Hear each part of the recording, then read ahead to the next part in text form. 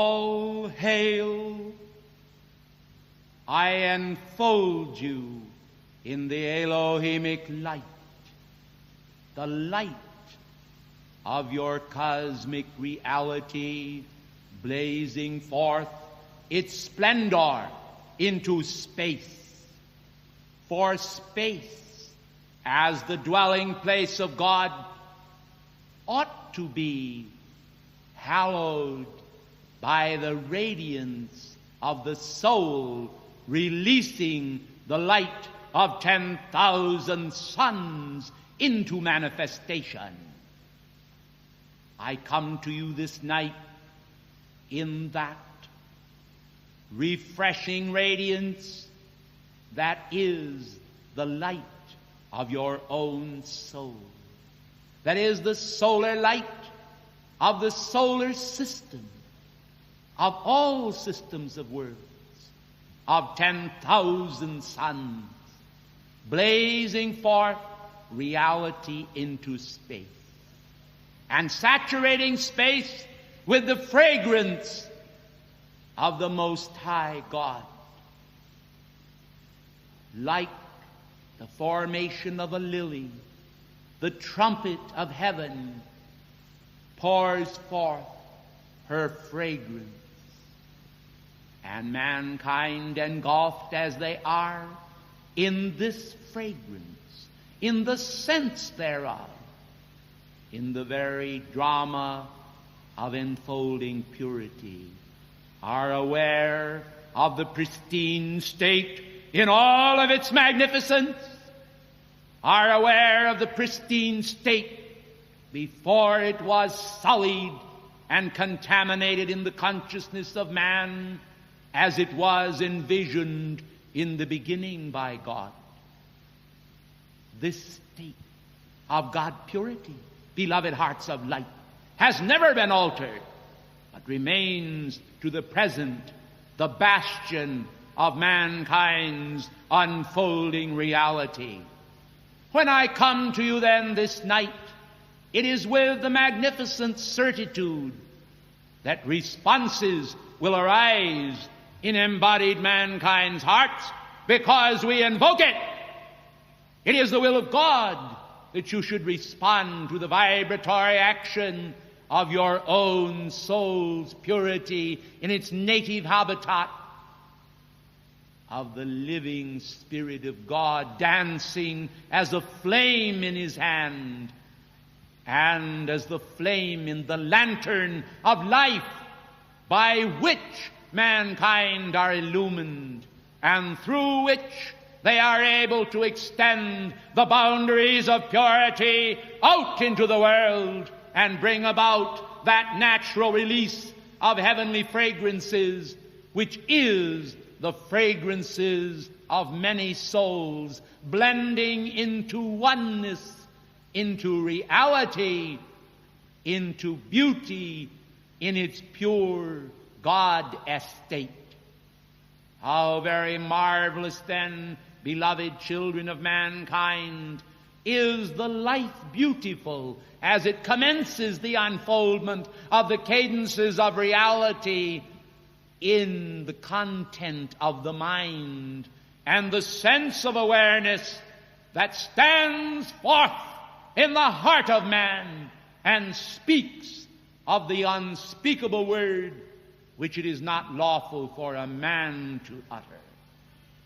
But I am an Elohim, and I come forth from the veil of cosmic purity to speak of that which one day shall be a magnificent reality for you as you hold yourselves to be an inviolate representative of the Holy Spirit, of the compassion of God for the universe and for yourselves. For all that is not light ought to be full of light. All that is the absence of light ought to receive light. All that is darkness ought to become light. And in the various shadings of light in manifestation, embodied humanity are able to exhibit that which they have never shown forth before, save at that supernal moment when first they danced with God in the ritual dance of creation, when the living electrons and atoms in the process of geometric formation were aware of the divine intent and started the outpicturization of that intent in the world of formation as holy manifestation. There is in the world today a multitude of actions, beloved hearts, that involve psychic phenomena and the function of mankind's human identity in its escape from the human state and the manifestation of human egoism. Quite frequently, individuals become identified with the psychic world. I want you to know this, and I want you to understand it. For the psychic world is not the spiritual world. The world of mankind's maya, of mankind's illusion, and of the drama of illusion is not the bounty of the merciful spiritual realm, where each soul, bowing to the light of God in another, is able to hold the ritual of compassion for all and the beauty and bounty of that compassion as each soul steps forth through the power of its unfolding reality to greet all parts of life with faith and beauty and love, hopefully manifesting Christ awareness, the Christic consciousness, and the pure light of blazing reality.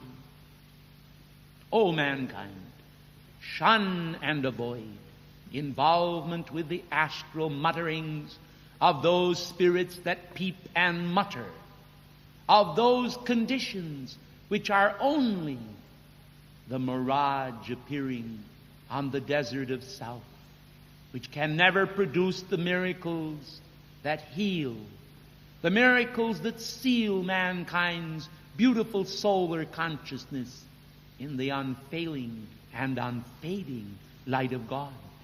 Do you see, beloved ones, that the avoidance of contact with the astral is one's assurance that he will keep the city of his consciousness free from the doldrums of human meanderings? For much, if not all, of that which happens in the astral world is but a rehash or a remanifestation of that which takes place in the human world of form, which is wholly wedded to the human and to human concepts, which does not actually hold the flame of reality within its consciousness.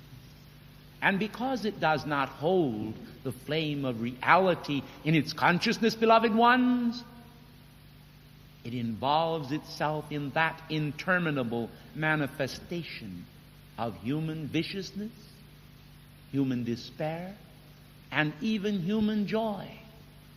Yet human joy, when it functions in the astral realm, is but a masquerade of divine joy. It is a game of charades. It is a deceit practiced upon mankind that deprives them of the magnificent concepts of reality which enfold the Christ consciousness in every heart. When embodied mankind will recognize this and shun and avoid astral or psychic contact, the identifying of themselves with what was called by the wise men of old a form of necromancy, they will understand that communion with the dead is taboo, but communion with the living is indeed the grace of God. Will you understand then the buoyancy of this splendid action which is taking place before your eyes, whereby mankind are not then enabled to make contact with those who dwell in the realm of astral horror, but rather in the realm of God reality.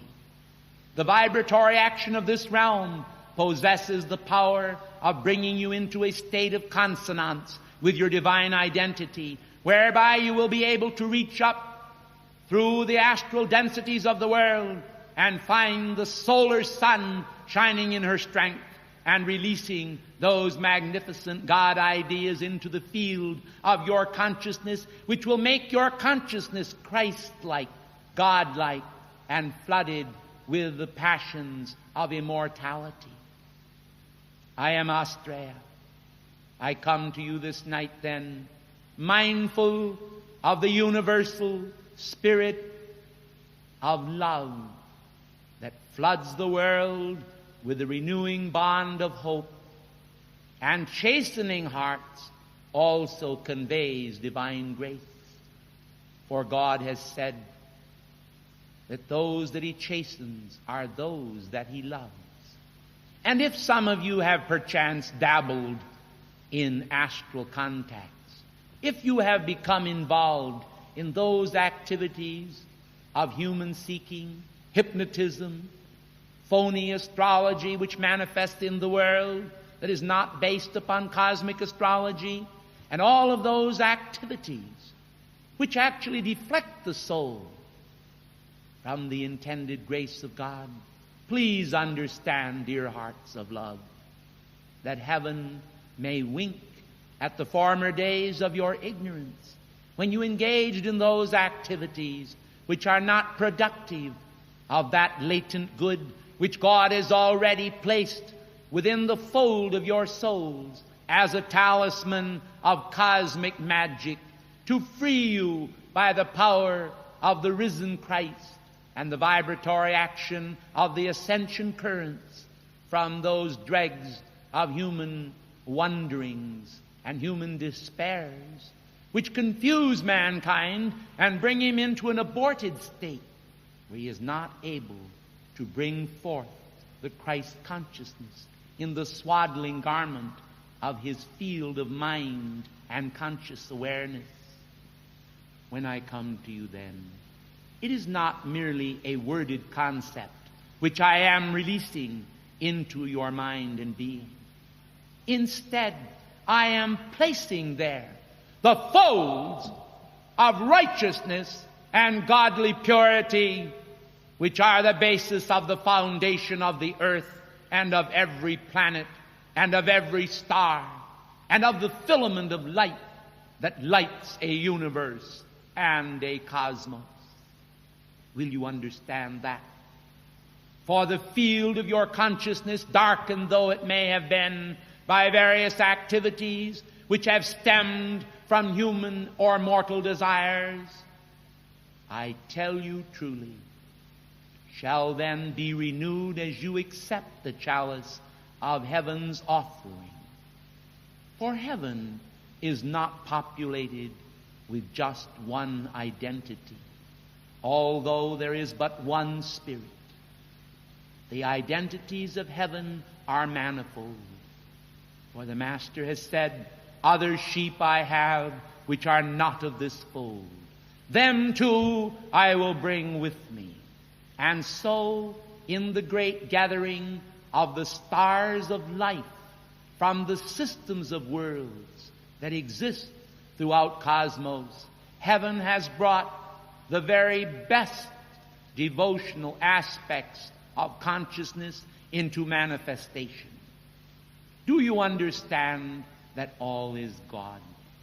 Do you understand that there is but one Spirit? Do you understand, beloved hearts of light, that it is that one Spirit that trembles the web of the universe?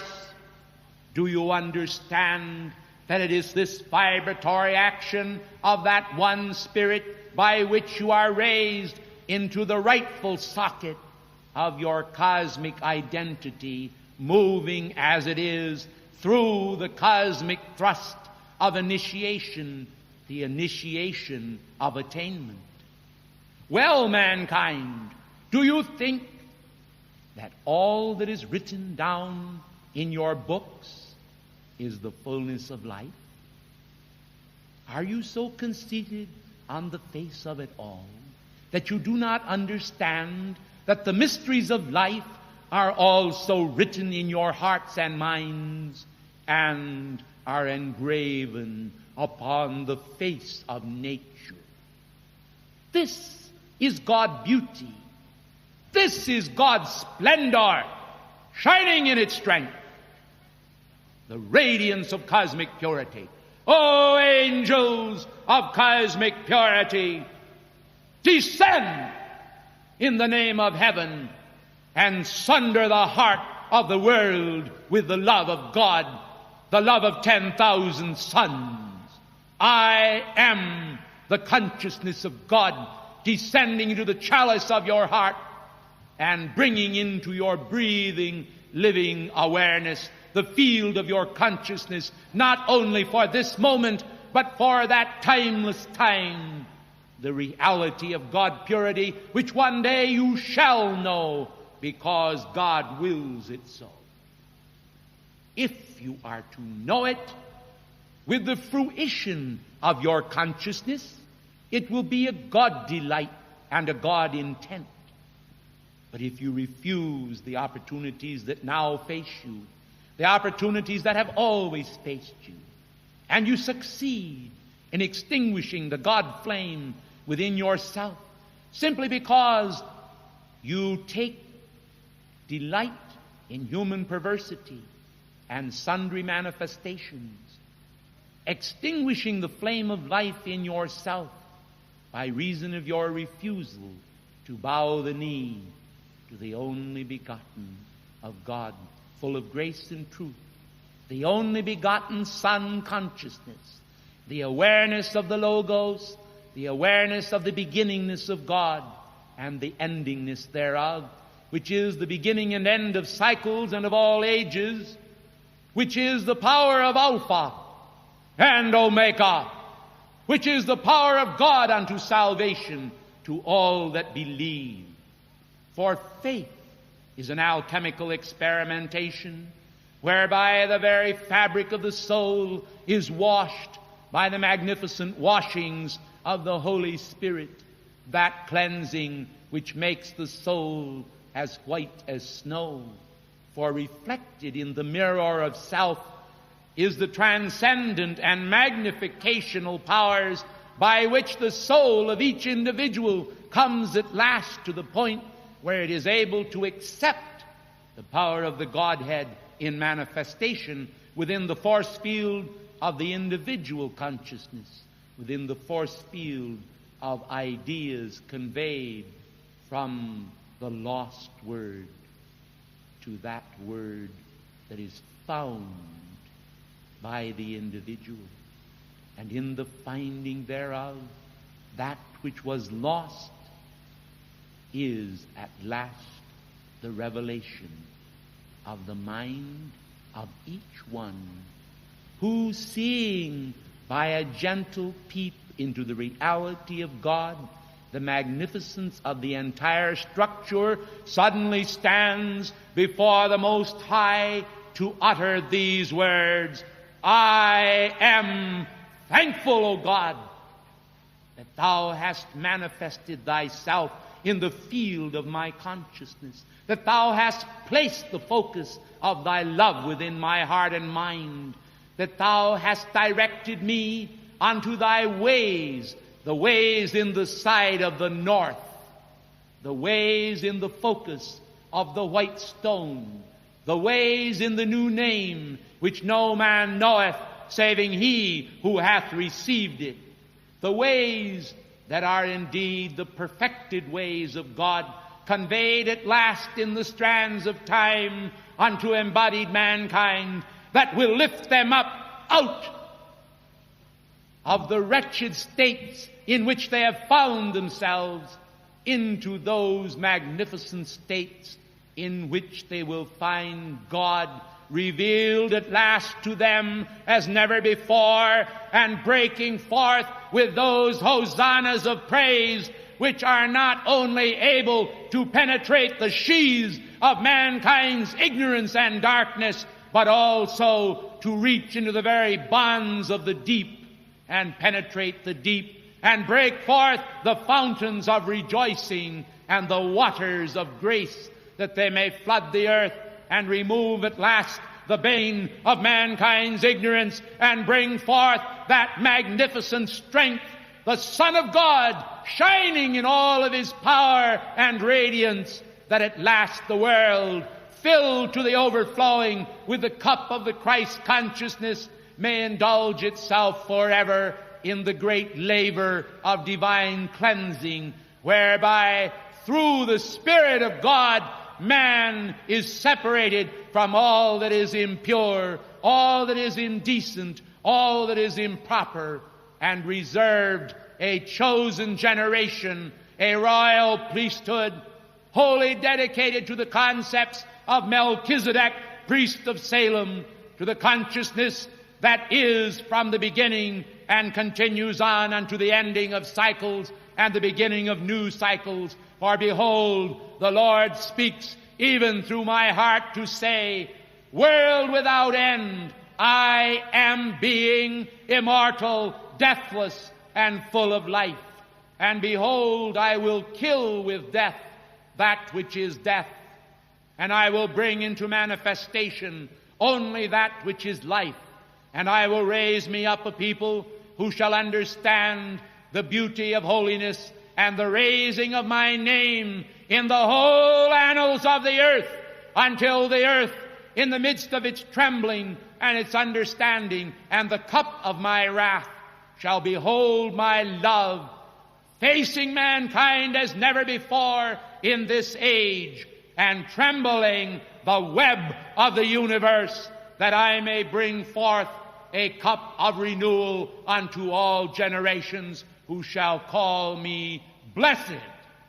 Thus saith the Lord, lo, I am a flame called life. Lo, my spirit filleth all things and is everywhere. Lo, my spirit has spoken to all generations. Lo, my spirit shall raise mankind on high. Lo, that which is lowly shall become that which is exalted.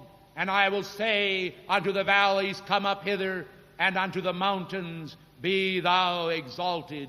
For all shall know me from the least unto the greatest.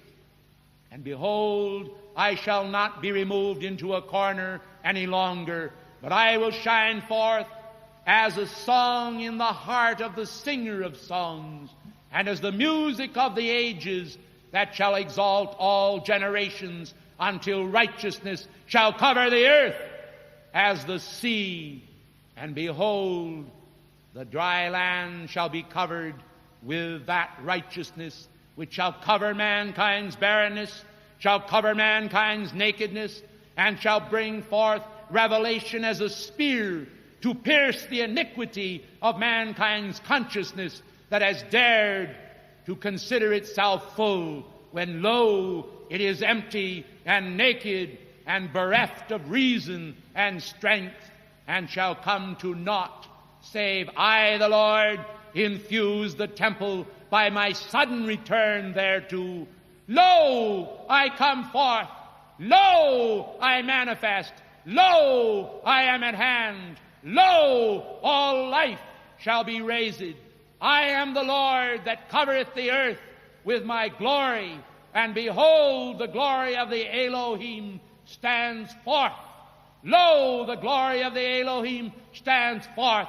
Lo, the glory of the Elohim stands forth as a shield, as the Urim and Thummim of reality, as the consecrated host, the sacred Eucharist, the one loaf of life, shall be broken for many. And behold, now the exalted power of purity. Purity is light, and light is hope, and hope is renewal. Let there come forth now an activity to the ages of cosmic purity. And let an ancient door in the temple of nations be opened. Ephrata, be opened.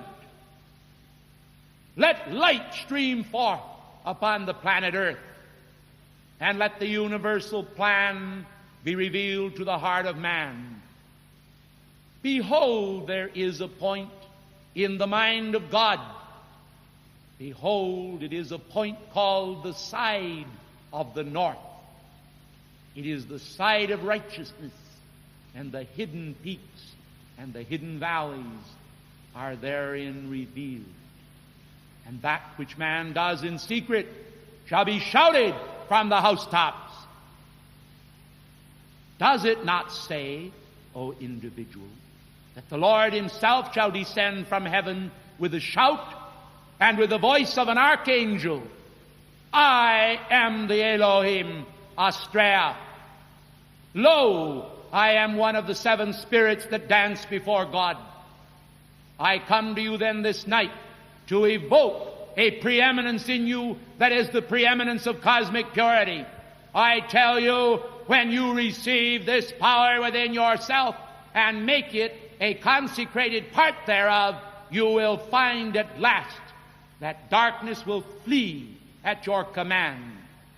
You will find when you call unto me and utter my name and understand that you are a part of the being of God, understanding that you are a part of the fiery nature of God.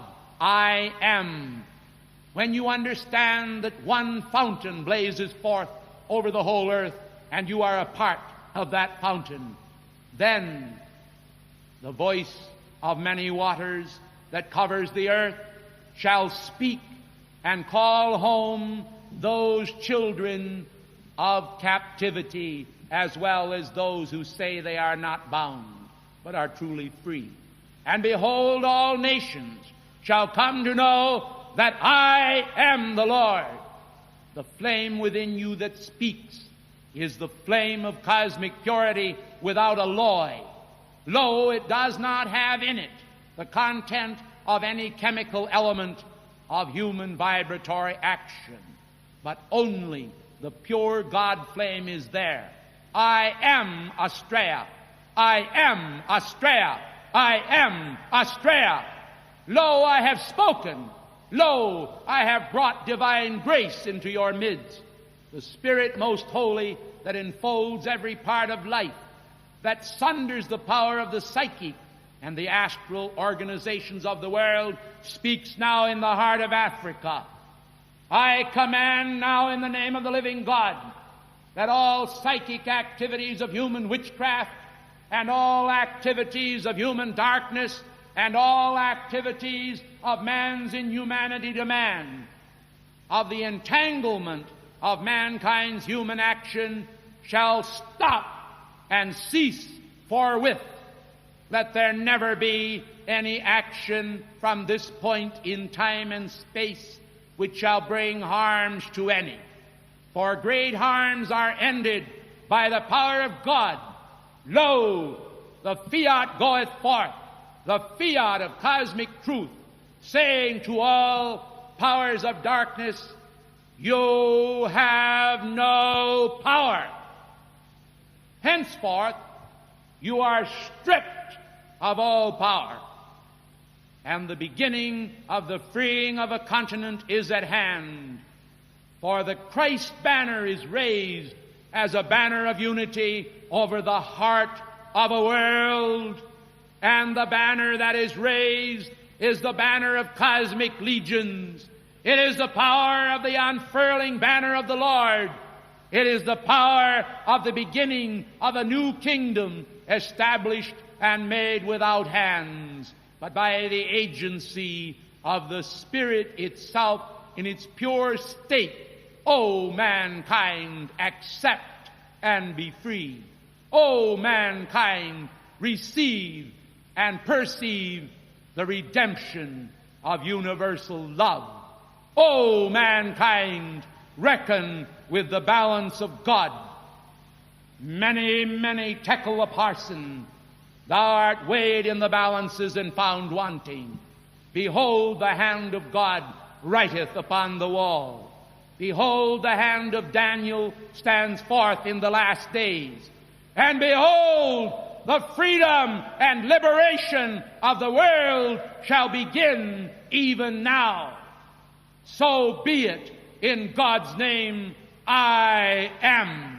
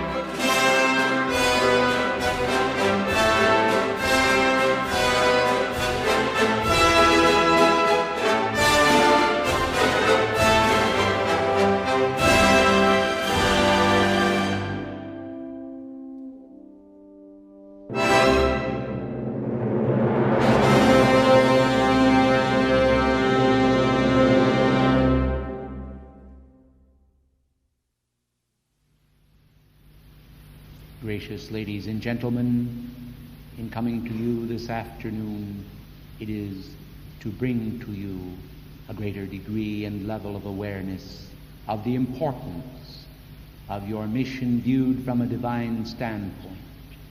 Individuals enamored by the various activities of the world are from time to time caught up in those activities and totally become unaware in many cases of the solemn responsibilities of heaven and the attendant grace that flows constantly from higher octaves unto mankind.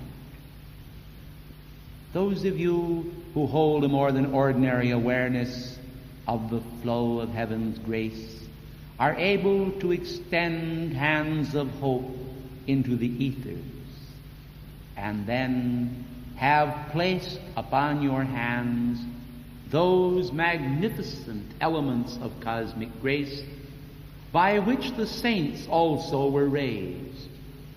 Let me say to you then this afternoon, in the name of the living God, that the torch of freedom that has been passed to you is one which requires review from time to time. It is necessary for embodied mankind to comprehend and to understand that universal grace has been vouchsafed to them. Otherwise, they may well forget the grace of God and the mercies of God, caught up in human conflict and mortal delusion. For the strands of Maya indeed enclose the world in a cloister, which is not always to their liking, even when viewed from an outer standpoint. But when viewed from an inner standpoint, it is wholly reprehensible to the soul. For the soul desires to breathe the air of freedom and to recognize that freedom is the only means whereby the individual may rise, and in that rise prepare itself for the great adventure of becoming one with God. I am called Sanctus Germanus. I am your brother of light, who is devoted entirely to the externalization of the Christ consciousness within the domain of your being. Unless this be carried out, unless you yourselves accept this grace which heaven has given to you, as though it were indeed your own, which it really is, I fear also for the family of nations. For throughout the world the will to fail exists side by side with the will to succeed. And then there is also that which may be called no will at all, for it is a matter of man's involvement in senseless delusion and fear. I want then this day to bring to you greater awareness of who and what you are, that you may understand the solemn responsibilities attendant upon becoming a keeper of the flame in actuality. For heaven has thus far, for all of you, kept the flame blazing upon the altar of your heart as an activity of cosmic charity. I am sure that you would not want it to continue so, but desire instead to literally bank your own fires by infusing them with enough divine charge to carry you through the long night of mankind's sorrows and despondency, until such a time as the brilliance of the dawn and the realization of what the opportunities of life mean to you can become a vital, breathing, living essence in your consciousness, which essence will transpose the meaning of life into new dimensions of spiritual desires and apprehensions. Then, when you are able to garner enough grace from heaven itself, you will no longer question as to whether or not you are able to accomplish any good thing, but you will recognize that all you have to do is to put the law into operation in your own force field, the force field of your being, and summon that energy in the name of God, which will produce the exact manifestation and precision accomplishment which you desire to achieve. The mere will to achieve in itself is not enough, for man must learn the process whereby he can invoke the will of God into living conscious participation with Him in the ritual of precipitating those specific desires which produce all things for mankind, and specifically for those sons of heaven who are blessed with a more than ordinary manifestation of universal grace. Now, grace, ladies and gentlemen, is the quality of the Holy Spirit which is given to all. It contains the most lofty ambitions, those ambitions calculated to bring to all mankind a renewal of the covenant of life. But man do not always understand the meaning of the covenant of life, for they are often recipients of a good invoked for them by another, which they have no particular idea whatsoever as to its real meaning. But would you deny this quality to the seeker, or even to he who is not yet a seeker? For have you yourselves not been also blessed with a renewal of your identity, a fashioning of cosmic banners for yourself, which banners have brought you to a greater level of awareness? Well then, don't you think, ladies and gentlemen, that you ought to extend to others in various levels of accomplishment, or even not accomplishment, but merely the parade of possibility before the screen of their mind, the self-same opportunities that were also given to you? Is it not a great pity that mankind will not consider how many blessings they have received, how many they can receive, what opportunities will be given to them in the future, and how the very governing of their own lives may determine that very manifestation? Well then, don't you think it is about time, beloved ones, that you should receive a greater assistance from heaven? I do. Well then, don't you also think it is time that you should think how much assistance you may give to heaven? For both activities are in the wings of manifestation. Man's great good, the great good which heaven has prepared for him, is quite frequently in the wings awaiting manifestation, at the same time that mankind are waiting to perform the manifestation of universal service to others. And if we hold both in abeyance, it will bring about quite a stultification of man's hopes and ambitions for all parts of life. For in mankind today, and I'm speaking not only, of course, of embodied mankind, but also in those who hold the ascended master consciousness near and dear, there is a firm resolve that greater progress ought to be made at both the human and divine level. If mankind, above and below, will unite in an effort of cosmic purpose, they will produce in the world of form those cosmic miracles of manifestation that are and represent the hope of heaven for the world and for the family of nations. In upholding the cosmic torch, then, reason must be accepted. And reason is indeed a person of great achievement, of great responsibility.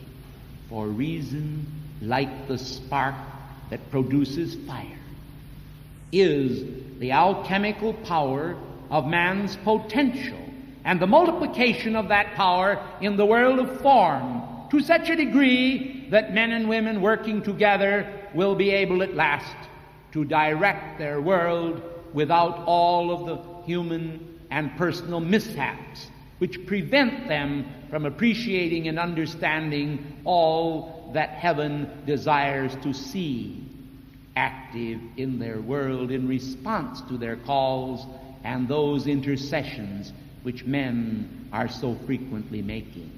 Those calls for assistance, almost like the Macedonian cry, are echoing the world around.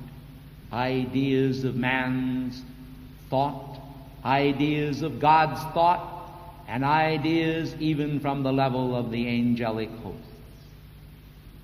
In invoking then for you today a more than ordinary assistance, I am calling forth not only from the heart of heaven, but also from the heart of earth, a recognition of their responsibility.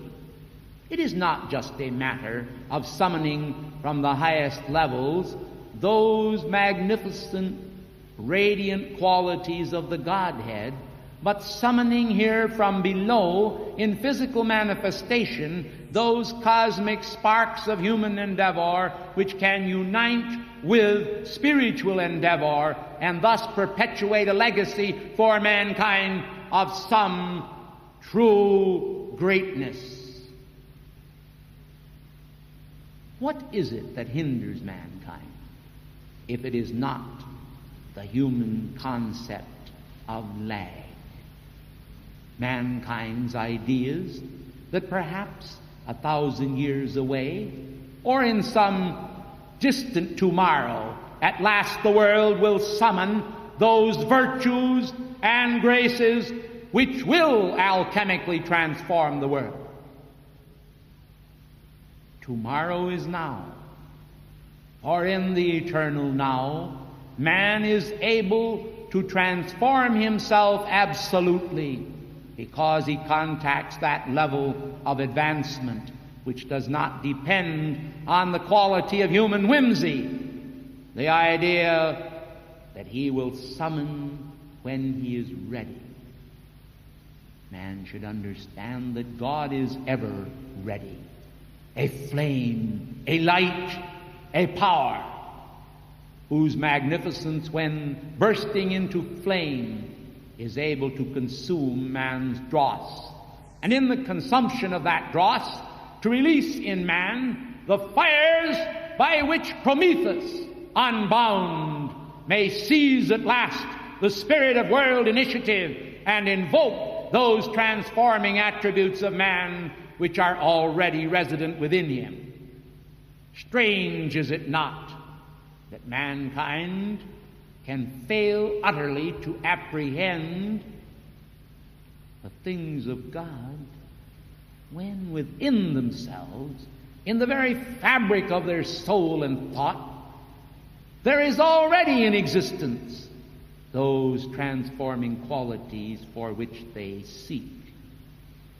Is it not then a very iffy proposition when viewed from the human level, and a very certain proposition when viewed from the divine level?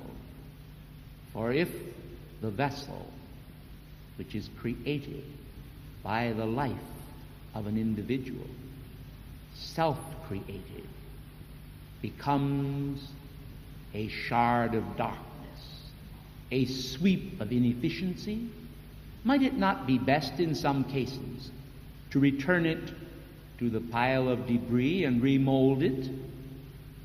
What is this of which I speak?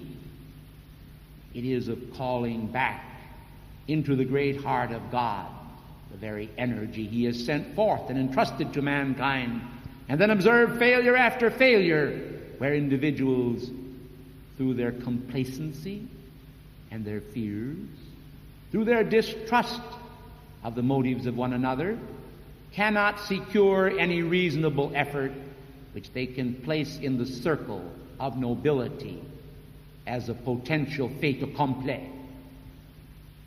I say to you then,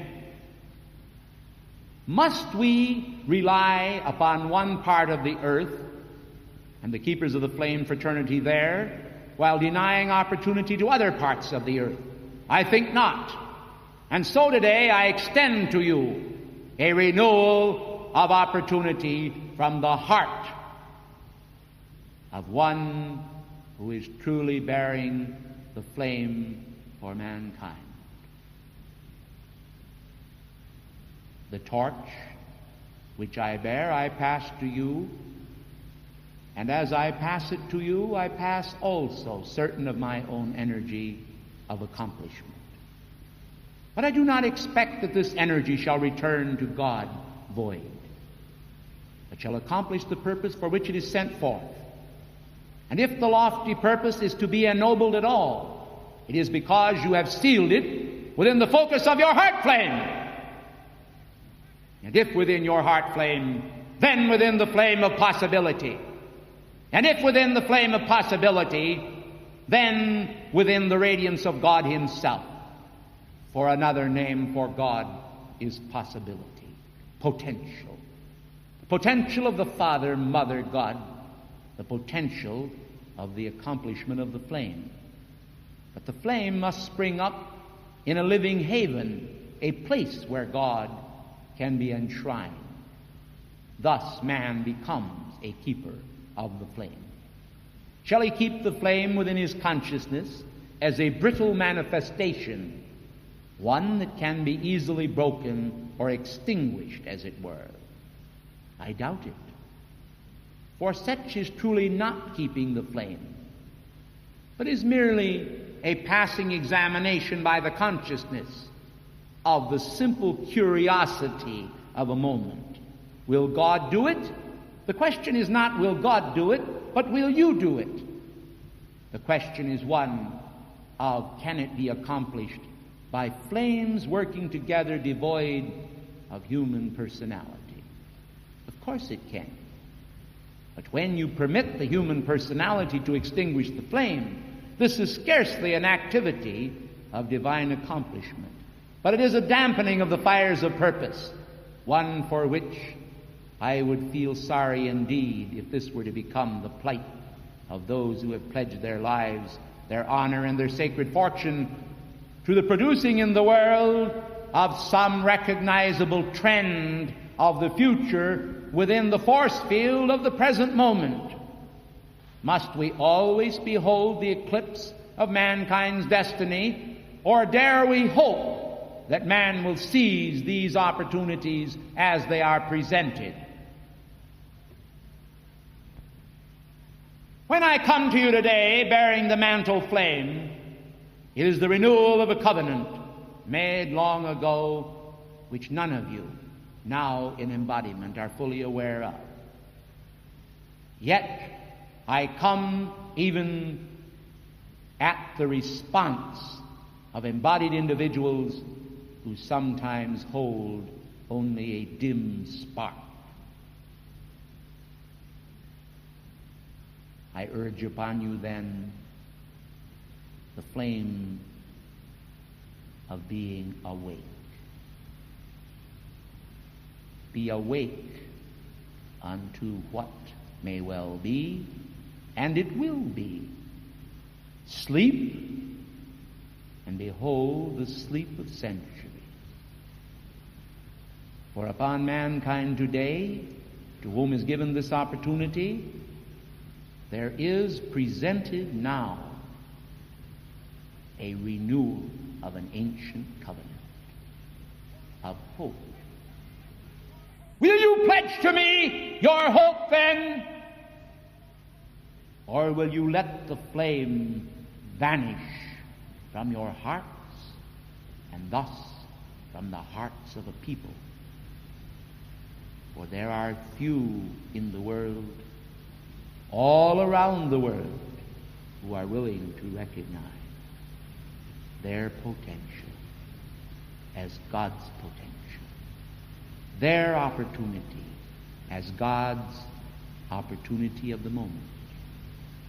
To be a keeper of the flame is a substantive activity of the sacred fire.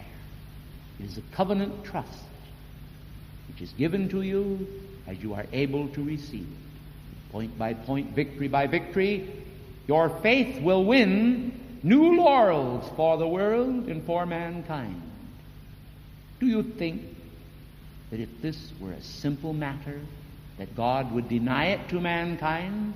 Nay, it is through man's own failures that it has been denied, and it will be through man's covenant of success with the ascended Master consciousness, with the Christ consciousness, with the beauty of realization, that men will discover at last the true meaning of Prometheus unbound.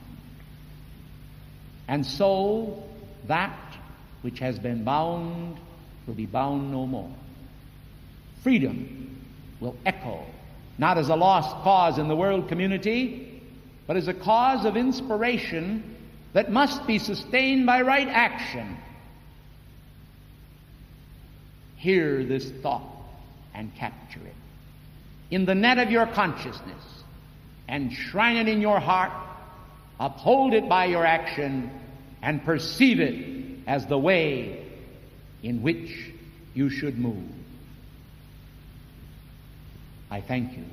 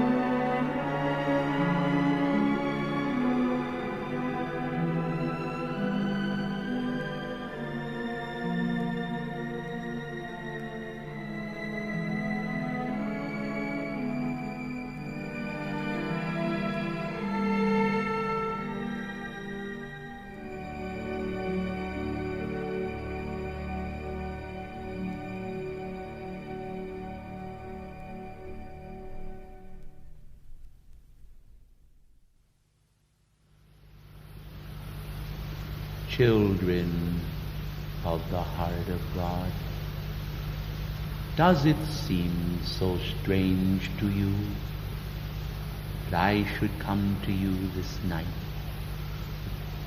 How often do your intercessions rise, appealing for assistance in the personal manifestations of your own life, calling forth assistance for others, and invoking that spirit of adoration that in its solemn sweetness does make men aware of God's concern for them?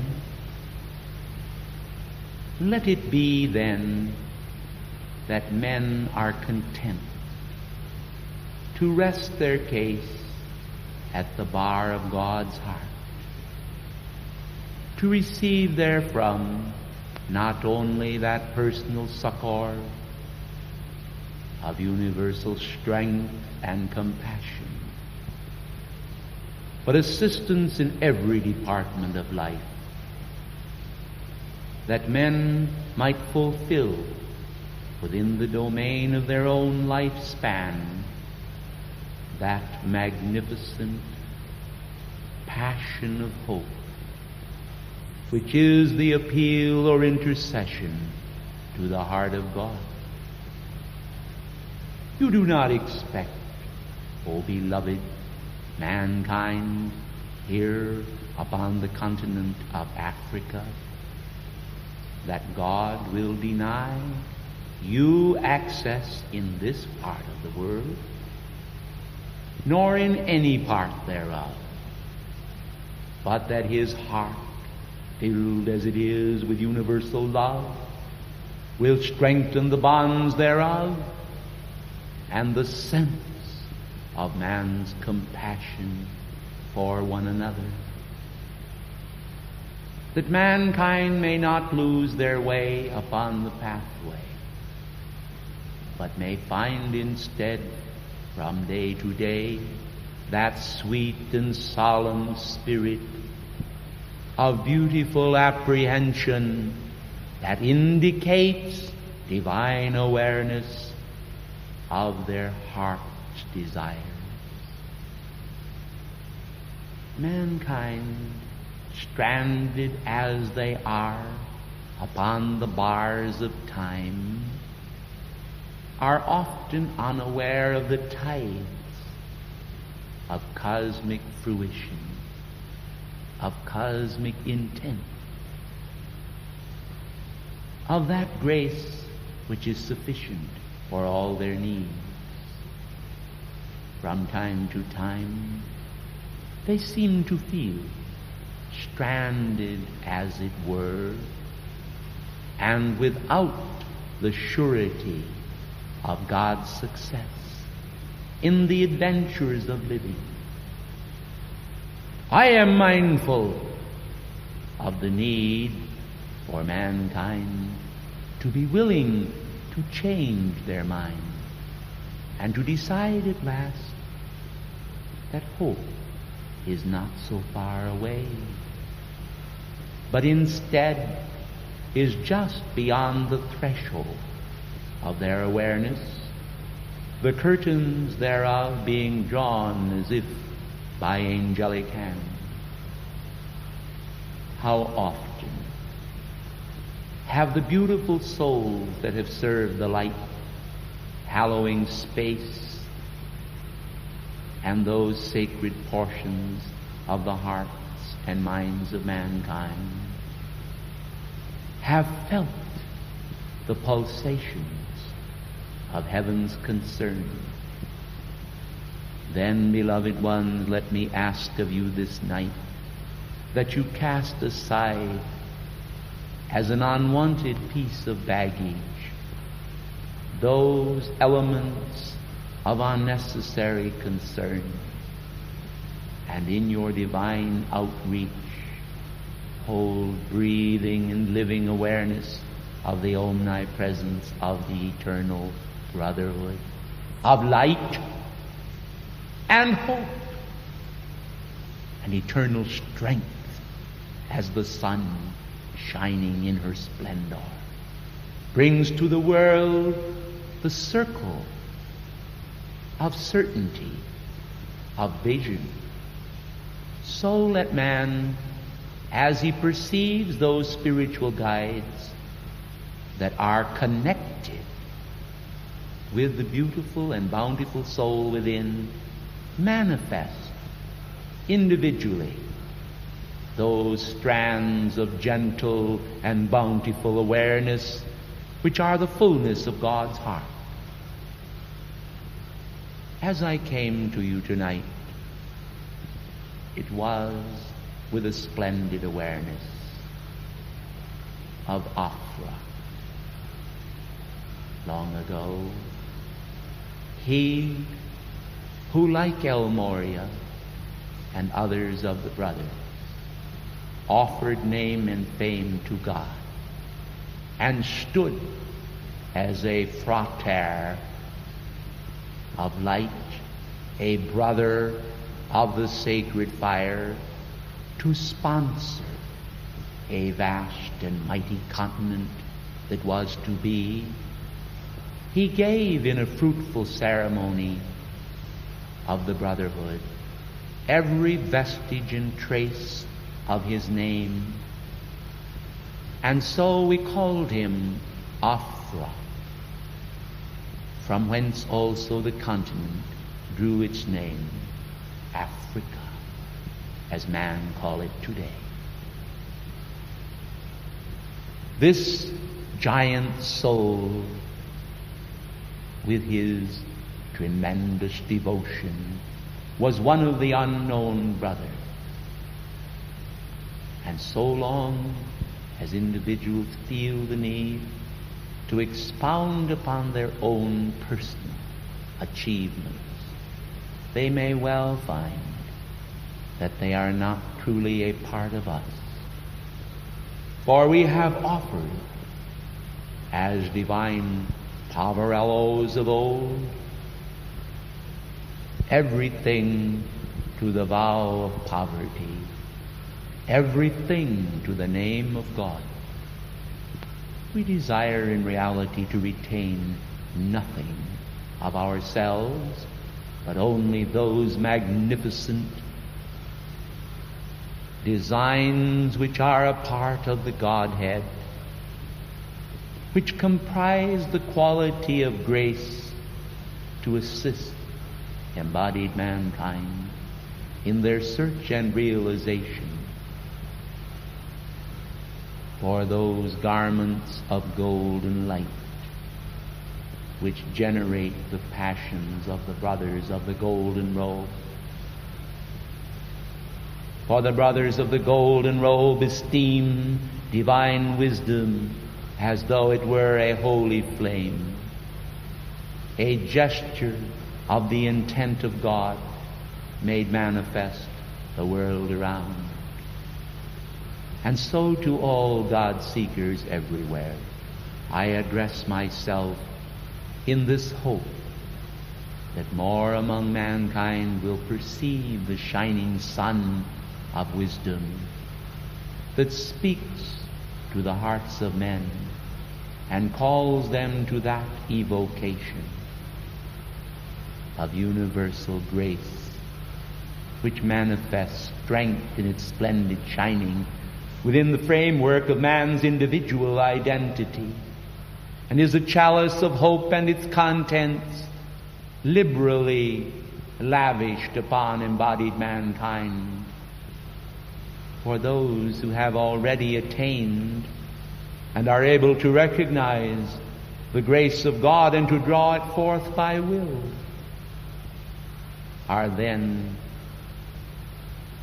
not those who require our assistance, but those who walk yet in the doldrums of human despairs, alternating between those passionate achievements that spell the beginning of reality for all. Those achievements, when recognized by the gentlest wave of the Holy Spirit, or even a magnificent but tiny comprehension of universal grace, are pleased that heaven has taken notice of them. I remember then long ago of thinking of the wind as brother, an embodiment of God. And so I spoke to the wind and said, brother wind, brother sun, brother sky, brother earth. And I realized full well that all of this individually embodied a manifestation of collective intelligence and infinite wisdom, a wisdom that was bequeathed to us, for our hearts were grids and force fields of light, waiting, calmly waiting for the manifestation of the renewal of our hope and the flashing forth at last of new strength from day to day, that men might grow in grace and flourish in their awareness of God. And so, when we speak of a brother, of one who embodies a fraternal friendship for all life, it is also to speak of Afra, for your continent was once called at inner levels the star Africa. And then the diamonds in the earth and the gold glistened with renewed attunement as the elements themselves heard the voice of God, and men understood the meaning of attunement, not as a vain thing, something that had none or little value for humanity, but as a giant gift entrusted to the few, yet intended for the many. And so as we come this night to speak to the heart of Africa, it is to renew our ancient covenant of brotherhood. Activate now then those retreats of our brotherhood upon the continent. Let the chakras of a nation glow with the renewal of cosmic fire, that the hearts of a people everywhere may respond to the call of the brothers of the golden robe, to the call for mankind to pay heed to the sweet voice of brother wisdom. The cosmic lute plays, and in the release of that sublime music that spans the covenant of the ages, mankind once again see the compassion of God as spanning continents and girdling the world with a swaddling garment of Christ comprehension. Comprehension of Christ and his eternal reality must be vested in the individual, and the individual must arise to the needs of the moment, to expand that flame of universal compassion that lights the cosmic sky, majestically informing all of the need to recognize cosmic reality within themselves. Men seek without, here and there, thither and yon, that they may receive or perceive the music of the cosmic lute. And when they do, the first few notes of God delight bring to them a sense of personal delight. And this is God's will. But as the years are spanned by man, as he perceives the need to walk upon the path, it is not always easy.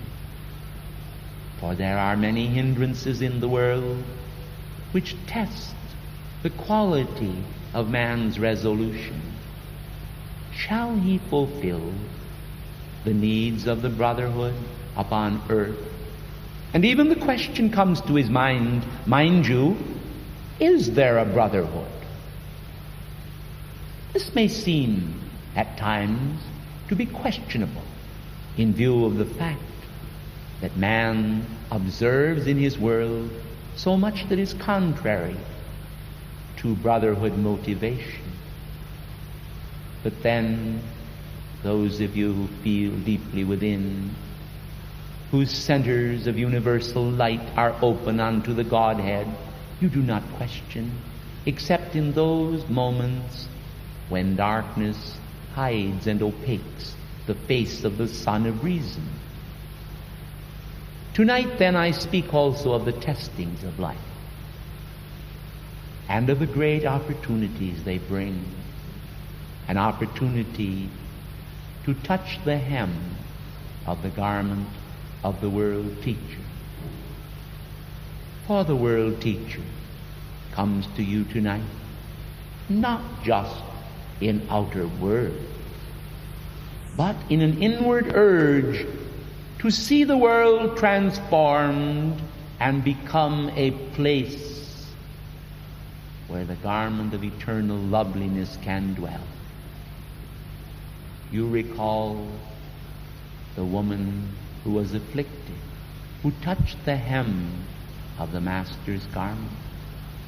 O mankind, are you too proud now to reach out in consciousness and say unto your own divine identity, Eternal Father, let me touch but the hem of thy garment, and believe that life will answer your call? Beloved people of Africa, understand that it is the Father's good pleasure to give you the kingdom, to give all men the kingdom. The great necessity is that they have that willing surrender by which serenity of mind is obtained. For in the world today, there are so many stirrings of conditions whose portent is more toward the dissipation of energy than the concentration thereof. And the requirements of the hour, the requirements of the cosmic disciplines, are ever to gird up the loins of men's minds, that they might, through the swaddling garments of Christ reality, understand how beautiful is the daughter of heaven. She who is called surrender, serenity written upon her brow, surrender in her heart, and a willingness to be the bride of the universal Christic image, shines in her awareness of devotional needs and devotional resolves. Without resolution and without the concentration of motive, man may continue, embodiment after embodiment, to dissipate his energies in senseless manifestations. Often after these energies are gone, he saith unto himself, what a foolish thing have I done. But now opportunity faces you, one and all, as a flame. An opportunity to do homage to the deity. An opportunity to recognize the universal Christ within your heart. An opportunity to end all struggles in that great surrender of your consciousness. An awareness of the family of nations and their need. An awareness that no man is more than a monadic expression. For each of you, from wherever you may hail, are expressions of the ultimate deity in a finite form. Recognizing, therefore, the motivating trends that have led you now to the feet of the universal Christ, where you are willing to surrender your all unto God, can you then summon that required and necessary momentum to carry you over the hurdle onto the top, where at last you may join those apostles, prophets, teachers, and devoted spiritual workers of all ages in the recognition of the meaning of the eternal brotherhood. The eternal brotherhood requires support today from embodied mankind. For if we are to answer the request that you have made to us, it is necessary that we have a ratification of your energy here and now. Be not weary in this requirement of the moment, for it is a cosmic law that we who dwell in higher octaves of light cannot interfere at your level of consciousness without your individual request. As we then call to you to recognize this universal need, it is in anticipation that many of you will speak unto God and ask for mankind, the dumb, the deaf, those who are blind, those who are without comprehension, and for them as a brother candidate for the order of the golden robe, for wisdom's children, you will summon from the sun that light of hope which can light the world and replace this present era of shadow and many human chains with that spirit of regeneration of Christ reality that is the star that lights a continent anew. As I have come to you tonight, I have asked many of the brethren of the golden robe to come with me, and they have asked for many angelic beings to stand round about this chapel wherein you sit. These brothers holding the chalice of wisdom in their hand as a cup of receptivity, invoke from the heart of God then, here and now, assistance, that the giant taper star, the star of Africa, may be lit once again in the world order as never before, and from the fires of your own individual devotion. Did you think, beloved children of the one God, that you could not do it? Then remember, with God all things are possible. And so, out of the consummate flame of the multitude of your hearts, together with our hearts, the hosts of heaven and earth unite. And in the flame of our union, we will this night light the star of Africa. And she shall shine her beams the world around, and regeneration shall be fashioned as a thing of glory and strength. A kindling of a conflagration shall commence, and with the beginning of that unifying action, mankind shall pass through a host of stages, but out of it all may emerge the drama of ageless wonder that shall bring unto embodied mankind a light that unites with the family of nations the world around to create afresh the order of the golden robe in all nations, thus producing the climate of peace that shall kindle in all men the thriving spirit of a new industry, the divine industry of fabricating the kingdom of God upon earth, the weaving of those strands that are the warp and woof of life. From the horizontal level, mankind weave certain strands. From the vertical level, the angels weave the vertical strands.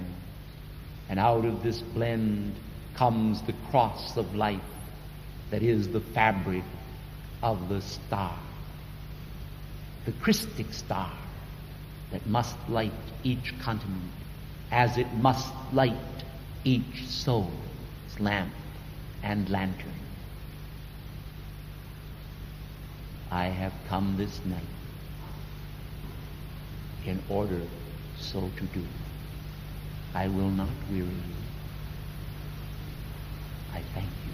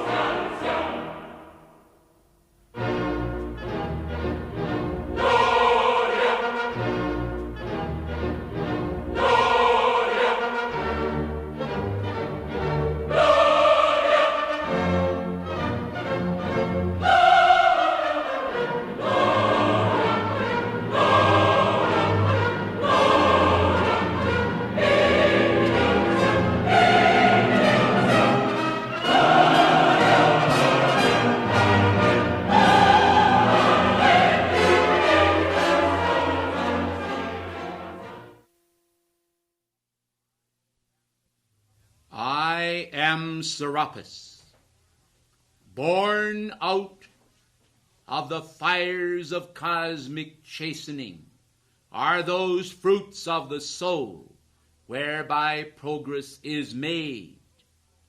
Those of you who have long awaited the moment of your deliverance, hasten the day by your obedience to the sacred fire. And those precepts of universal loveliness which are to be found in the sacred fire as it is cognized by the advancing individual. Stop for a moment and think now of the fire with its frequencies, of the fire from the standpoint of the electronic essence of itself. Think of the multitude of communication networks in the world order, and then proceed to realize and recognize the many conduits of grace that are connected with heaven itself and with the chambers of the brotherhood in the great pyramid of cosmic reality. I come to you this day, then, mindful of the sacred fire, in its manifold ramifications, its determinations to produce the fruit of cosmic purity. Purity begins in mind and heart. Purity is maintained by the will and the attunement.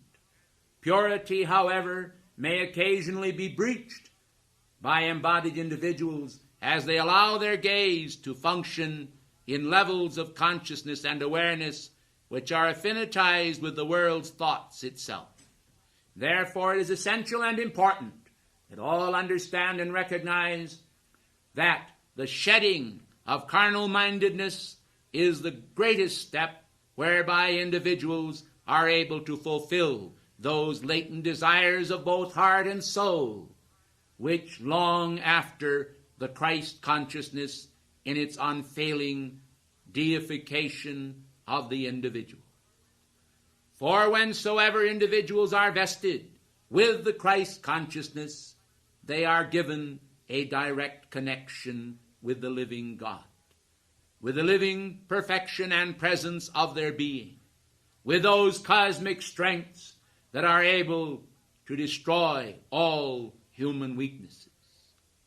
Individuals for far too long have tarried upon the path and not recognized their needs to bring about by an act of valor those things which are the will of God in their life. It is not sufficient to merely wish, but rather to demand of life itself the power to overcome those conditions which you have deplored for so long in yourself.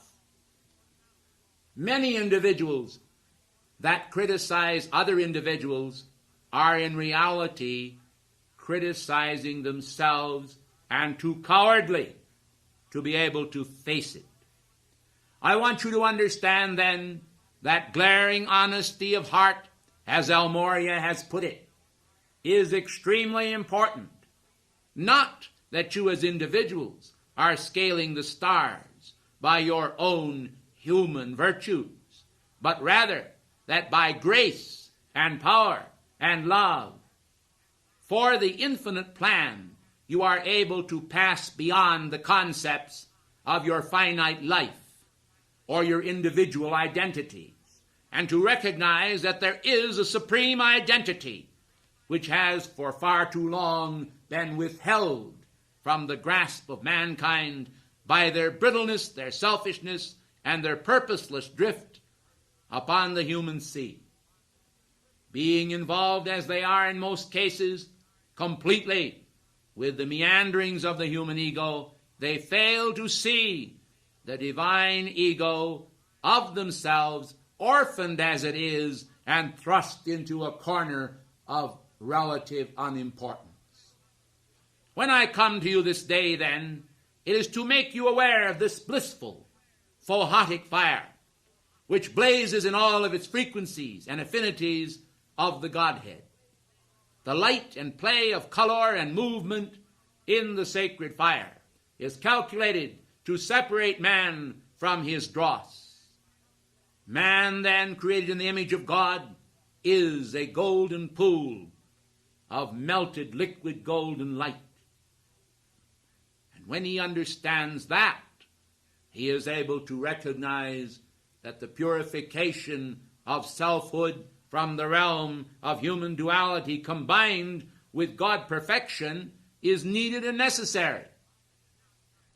It is not enough just to recognize your problems. You ought also to do something about it.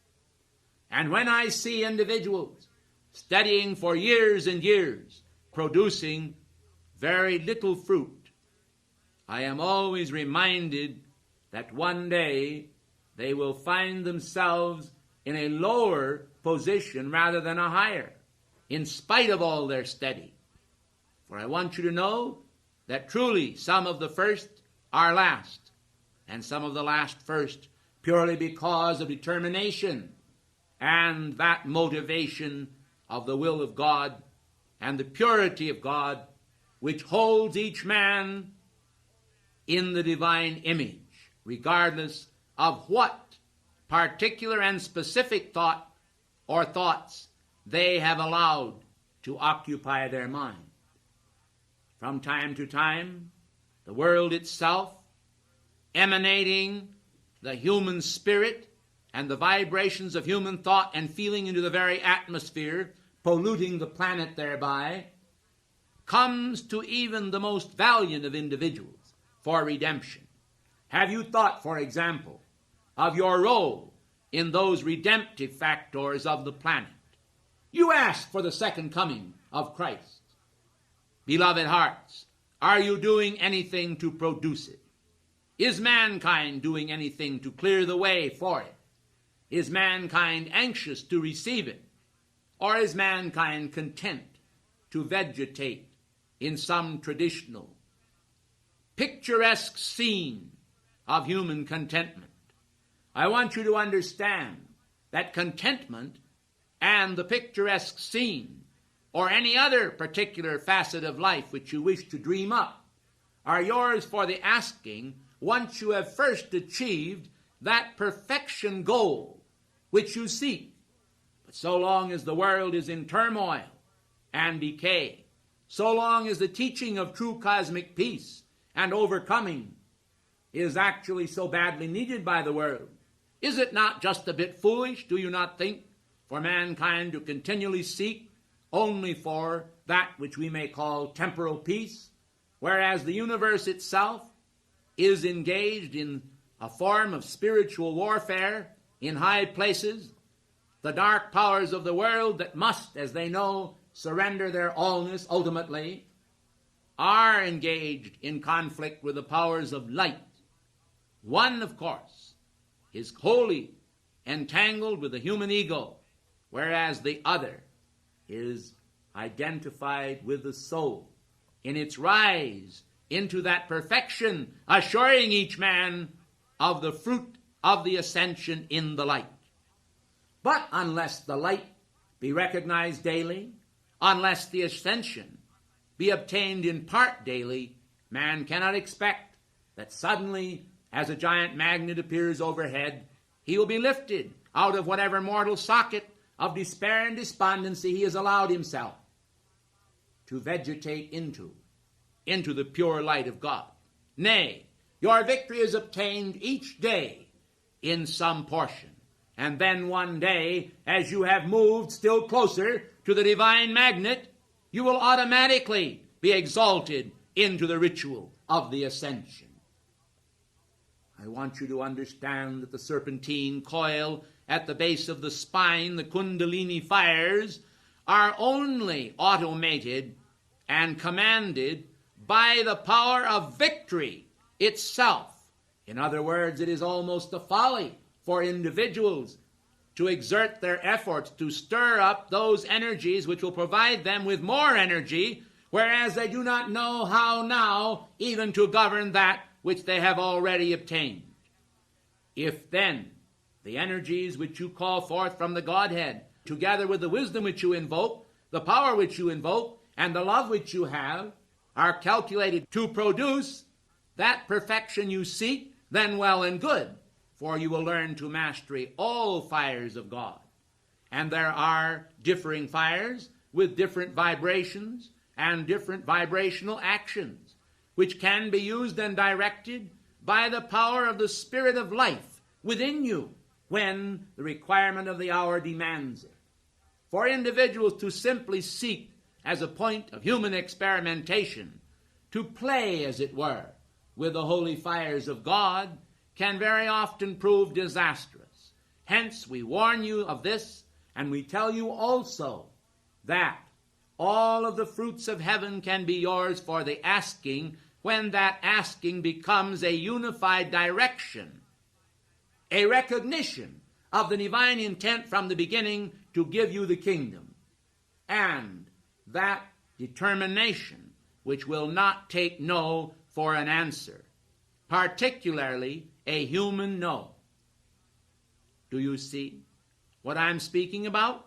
I'm speaking about the chastening of God as an activity of producing that refined manifestation which is a Son of God, the burnished gold color of the pure fire itself, as you in your fiery bodies place in your vital awareness the full understanding of who and what you are.